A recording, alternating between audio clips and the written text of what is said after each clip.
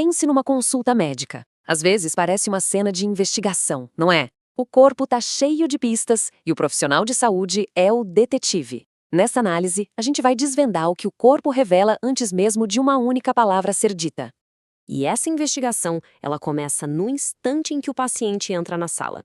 O que será que um olhar bem treinado consegue captar em apenas 5 segundos? A resposta é surpreendente, e é por aí que a gente começa.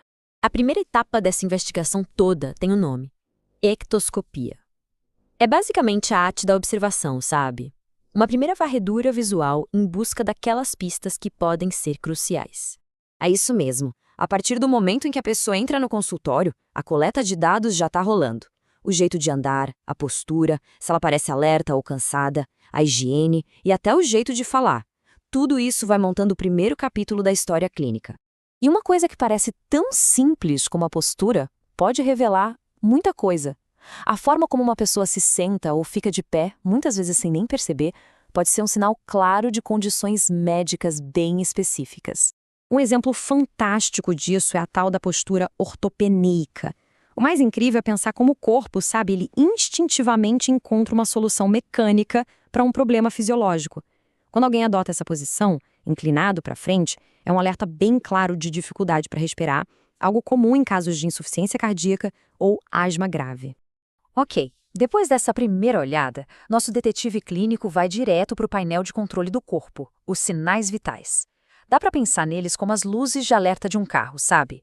Elas indicam o que está acontecendo por dentro. E aqui está a nossa base de referência, o normal da investigação: pressão arterial, pulso, respiração e temperatura. Conhecer esses valores é o que permite identificar qualquer desvio que possa ser uma pista importante. Agora, de todos esses sinais, a pressão arterial, essa é talvez uma das mais críticas. Uma medição correta é fundamental porque ela é uma janela direta para a saúde do coração e dos vasos. Mas olha, conseguir um número exato não é tão simples quanto parece, não.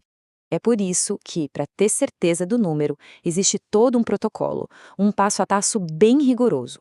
Cada detalhe, desde o repouso inicial até ficar em silêncio, serve para evitar um resultado falso. Uma abraçadeira do tamanho errado ou até cruzar as pernas pode mudar o resultado e levar a investigação para um caminho totalmente diferente. Tudo bem? Agora a gente entra num território um pouco mais subjetivo. A dor, ela não é só uma sensação ruim. Pense nela como uma linguagem, um sistema de alarme super sofisticado que o corpo tem para dizer: "Ei, tem algo errado aqui". O desafio é decifrar essa mensagem. E olha só que interessante, a própria definição oficial já entrega uma pista e tanto. A dor é uma experiência sensorial e emocional. Isso explica por que a mesma lesão pode ser sentida de maneiras completamente diferentes por pessoas diferentes. Por isso, é super importante entender de onde vem a dor. A dor nociceptiva é aquela de um machucado, um corte. Já a neuropática vem de um problema nos próprios nervos. Elas são sentidas de formas diferentes e, o mais importante, precisam de tratamentos diferentes. Então, para conseguir transformar essa sensação, que é super pessoal, em dados mais concretos, os médicos usam uma série de perguntas-chave, o chamado decálogo da dor. Cada resposta vira uma peça do quebra-cabeça, ajudando a entender a causa e a gravidade do problema. Saindo da dor, vamos para outro sinal clássico, a febre. Muita gente acha que febre é um defeito do corpo, né? Mas a verdade é bem diferente. Na real, é o corpo de propósito aumentando o próprio termostato para lutar contra invasores. E aqui tem uma diferença que é fundamental entender. Na febre, é o cérebro que decide que o corpo precisa ficar mais quente. É uma resposta controlada. Já na hipertermia, como num dia de calor extremo, o sistema de controle simplesmente falha e a temperatura sobe de forma perigosa e sem controle. O jeito como a febre acontece é uma cascata biológica, fascinante de verdade. Tudo começa com um gatilho, tipo um vírus. Isso faz as células de defesa liberarem mensageiros químicos.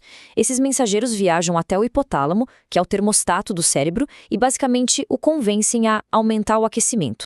E é aqui que o trabalho de detetive fica ainda mais refinado. Porque o que é impressionante é que não é só a febre em si, mas o padrão dela ao longo do tempo que vira uma pista poderosa. Uma febre que não baixa aponta para uma coisa. Já uma febre que vai e volta pode indicar doenças totalmente diferentes, como tumores ou infecções bem específicas. Beleza, chegamos então na reta final. É agora que o nosso detetive clínico pega todas essas peças, a observação inicial, os sinais vitais, a linguagem da dor, os padrões da febre e começa a montar o quadro completo. E às vezes a pista mais importante de todas está ali na cara. Literalmente.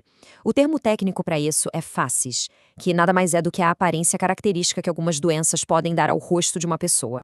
Olha só que exemplos incríveis. A face de lua cheia da síndrome de Cushing, o olhar meio assustado do hipertiroidismo, a máscara sem expressão do Parkinson ou a famosa mancha em asa de borboleta do lúpus. Muitas vezes, um único olhar pode direcionar todo o raciocínio do diagnóstico.